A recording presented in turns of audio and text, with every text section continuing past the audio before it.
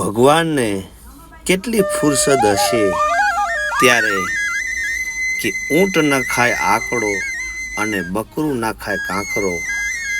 આ જે બકરી જાણે ભગવાન પાસેથી વરદાન લઈ આવી હોય એવું ચિત્ર દેખાય છે. આંખની અંદર કાંટો નથી લાગતો અને એની જીભાની અંદર પણ કાંટા નથી લાગતા. એટલે ક્યારેક એમ થાય કે હે માલિક, હે ભગવાન, ખરેખર જે આ દુનિયા બનાવી છે ને આ દુનિયામાં જે જીવો મૂક્યા છે એની બધી શક્તિ ભગવાને એને પ્રદાન કરી હોય એવું ચિત્ર લાગે છે. ક્યારેક આપણે સહેજ એને હાથ અડાડી તો આપણને બીક લાગે અને કાંટા લાગી પણ જાય.